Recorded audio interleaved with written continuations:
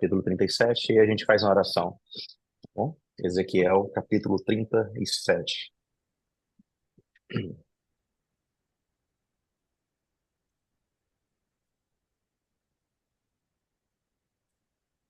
Vamos orar mais uma vez. Convido a todos a fechar os seus olhos, falar com Deus mais uma vez. Paizinho querido, nós vamos abrir agora a tua palavra, que o Santo Espírito possa conduzir as tuas verdades ao nosso coração, que possamos compreender a tua vontade para as nossas vidas e colocá-las em prática através do poder do teu Espírito em nós. Que a tua mensagem possa ser restauradora essa manhã e para este dia. Nós suplicamos no nome do teu Filho amado Jesus. Amém. Muito bem. Ezequiel 37, a visão dos ossos secos. Eu gosto muito desse texto, queria tirar algumas lições para a gente aqui essa manhã, dessa visão.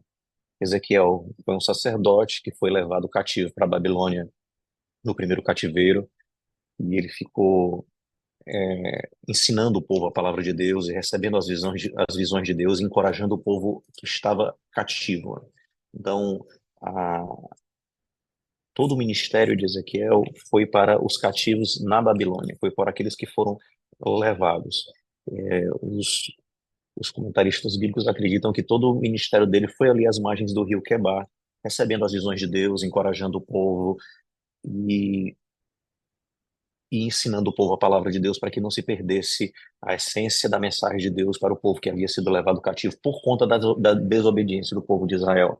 E é bem certo que a maioria do povo que estava no cativeiro, eles perdiam muitas vezes a esperança de que a cidade podia ser restaurada, de que eles pudessem voltar é, para, para Jerusalém. Então eles tinham esse medo de que nunca Jerusalém fosse restaurada, de que eles nunca pudessem voltar, de não saber notícias dos seus familiares que estavam em Jerusalém, desolada. Então, esse é o contexto em que Ezequiel começou a receber as mensagens de Deus. E eu queria ler para vocês, então, Ezequiel 37, em uma das visões, que diz assim, Ezequiel 37, versículo 1: Veio sobre mim a mão do Senhor, e ele me levou pelo Espírito do Senhor, e me deixou no meio de um vale que estava cheio de ossos. Ele me fez andar ao redor deles, e eu pude ver que eram muito numerosos na superfície do vale e que estavam sequíssimos. Então me perguntou: Filho do homem, será que esses ossos podem reviver? Respondi: Senhor Deus, tu o sabes. Então ele me disse: Profetiza a estes ossos e diga-lhes: Ossos secos, ouçam a palavra do Senhor. Assim diz o Senhor Deus a estes ossos: Eis que farei entrar em vós o espírito e vocês viverão. Porei tendões sobre vós, farei crescer carne sobre vocês e cobrirei a pele. Porei em vocês o espírito e vocês viverão. Então vocês saberão que eu sou o Senhor. Interessante essa visão. É uma visão, não é algo real. Deus arrebata a mente de Ezequiel até esse vale. E eu queria tirar alguns detalhes, né? Eu gosto muito dos detalhes da Bíblia, porque eles ensinam muito para a gente. Alguns detalhes bem interessantes da visão. Primeiro, dizer que essa visão se refere a Israel. Essa revisão se refere à restauração do povo. Lembra que eu falei aqui na introdução que Ezequiel está num contexto em que o povo tá desolado, está em exílio, e eles não tinham esperança de restauração, e ele vem trazer visões de esperança de restauração. E essa é uma das visões de esperança de restauração. Os ossos secos simbolizam a casa de Israel, simbolizam a maneira como eles foram levados e exilados e estavam totalmente mortos, né, dentro como nação.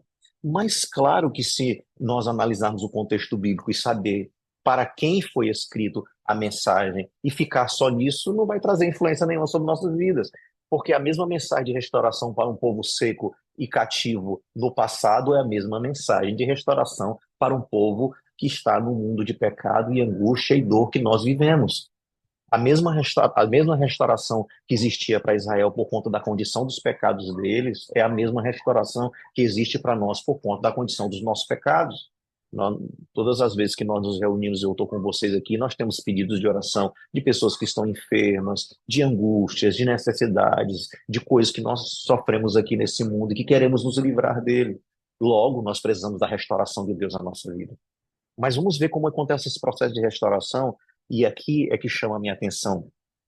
Quando Ezequiel é chamado por Deus nessa visão, e Deus o coloca nesse vale, que era a nação de Israel, e que na minha aplicação aqui vai ser o mundo, quando Deus coloca Israel no meio desse vale, tem uma frase que me chama a atenção no versículo 2, que diz assim: Ele me fez andar ao redor deles. Aí prestem atenção nisso, é muito importante isso aqui para a nossa mensagem. Ele me fez andar ao redor deles, e eu pude ver que eram muito numerosos na superfície do vale e que estavam sequíssimos. Olha que interessante aqui, irmãos. O que é que fez Ezequiel perceber que os ossos eram muitos e que os ossos estavam sequíssimos? Atenção aqui. Os ossos não estavam secos, os ossos estavam sequíssimos, ou seja, a condição de sofrimento, a condição de morte era muito grande. E o que fez Ezequiel perceber isso?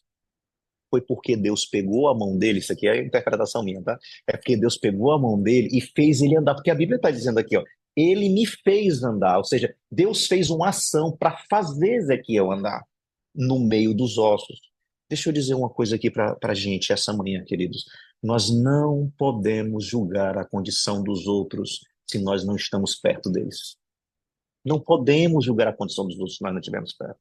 Deus, ele chama Ezequiel para dar uma mensagem de salvação. De quem era a mensagem? A mensagem não era de Ezequiel, a mensagem era de Deus. A mensagem que Ezequiel tinha para dar para o povo era de Deus.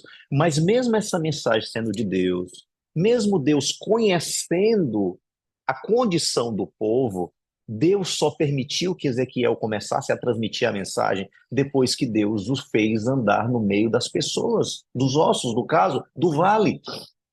Quando Ezequiel começou a andar no meio do vale, ele entendeu a condição em que aquelas pessoas estavam. Depois que ele entendeu a condição que aquelas pessoas estavam, aí Deus faz uma pergunta para Ezequiel assim: Você viu como é que eles estão? Você acredita que eles podem reviver? Às vezes nós queremos transmitir uma mensagem sem conhecer a condição das pessoas. É impossível transmitir uma mensagem poderosa, mesmo ela sendo de Deus, mesmo ela sendo da palavra, se nós não estamos no meio das pessoas. Isso aqui é uma lição de liderança muito grande para os líderes que estão aqui e para cada um de membro da igreja, porque todos nós somos sacerdócio de Deus. Todos nós temos uma missão de pregação, de evangelização. Nós não podemos ficar longe das pessoas para podermos sentir. Temos que estar perto delas para sentir a necessidade delas e para poder ter a mensagem de Deus para a transformação da vida delas. Se existe um instrumento de Satanás dentro do povo de Deus, é o julgamento. E sabe por que que nós julgamos? Porque nós não conhecemos a situação das pessoas. Essa é a principal situação que nos leva a julgar as pessoas, porque nós não conhecemos a verdadeira situação. Um ponto interessante sobre o julgamento é nós conhecemos só um lado da história. Muitas vezes nós ouvimos a história do nosso melhor amigo e aí nós julgamos ser verídica essa história sem ouvir o outro lado. Olha, essa mensagem, ela é um ensinamento muito grande para nós. Deus podia ter falado assim: olha aí para esses ossos, olha para esse vale aí, tá todo mundo morto. Prega para eles. Mas Deus não. Deus gosta dos detalhes. Deus quer que nós entendamos a verdadeira situação. Eram muitas pessoas em sofrimento. E essas pessoas em sofrimento estavam sequíssimas. Opa! Elas não estavam secas, elas não estavam mortas, elas não estavam em sofrimento, elas estavam sequíssimas. Nós temos que entender a situação real daquelas pessoas que estão ao nosso redor. Pastor, e como é que a gente entende a situação real das pessoas ao nosso redor? Nós temos que comer uns com os outros. Nós temos que conversar uns com os outros. Nós temos que ouvir o que os nossos irmãos, o que as pessoas têm a nos falar. Nós temos que falar menos e ouvir mais. E sabe uma coisa interessante sobre isso? Vocês viram o tamanho da mensagem? Olha o tamanho da mensagem. Olha como essa mensagem ela é curta. É uma mensagem muito curta. Assim diz o Senhor Deus a estes ossos. Aí começa a mensagem: eis que farei entrar em vocês o espírito e vocês verão. Porei tendões sobre vocês, farei crescer carne sobre vocês e cobrirei a pele de vocês. Porém em vocês o espírito e vocês verão. Então vocês saberão que eu sou o Senhor. Essa é a mensagem. Essa é a pequena mensagem. Ele não tinha que estar falando muito.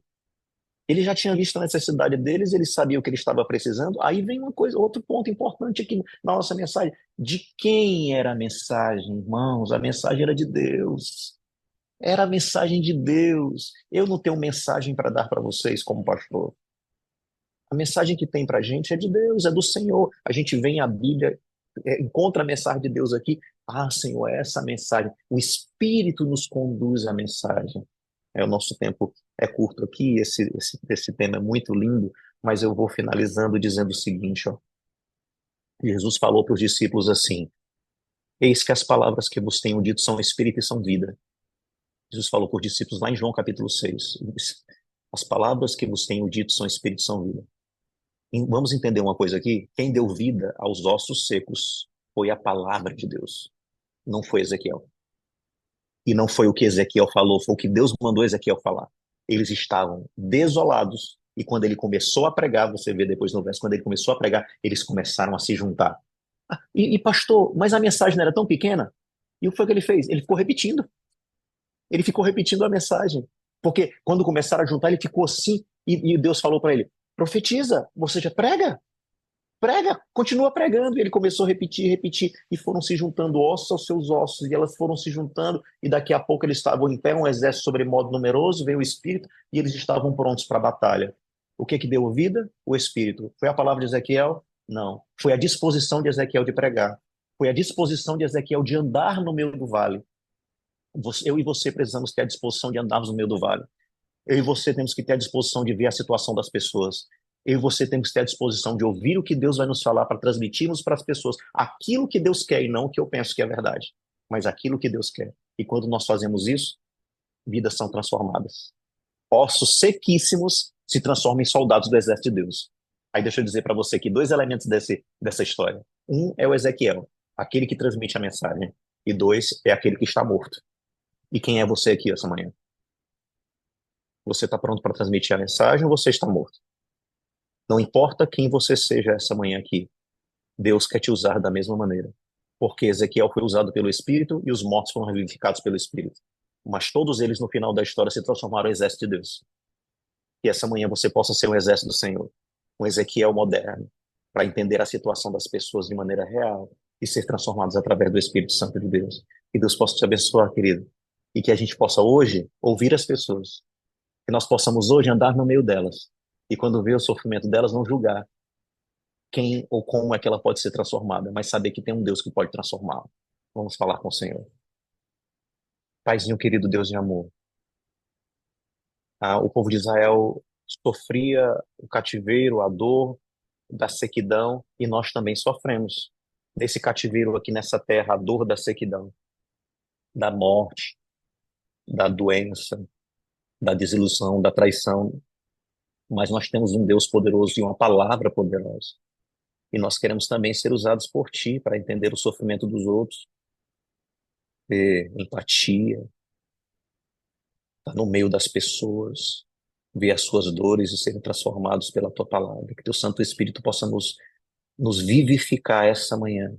E que em meio às nossas lágrimas, sofrimentos e dores, culpas, Teu Santo Espírito possa nos vivificar e possamos estar em pé, um exército sobremodo numeroso, restaurados pela Tua palavra e vivificados pelo Teu Espírito. Nós te suplicamos em nome do Teu Filho amado Jesus. Amém.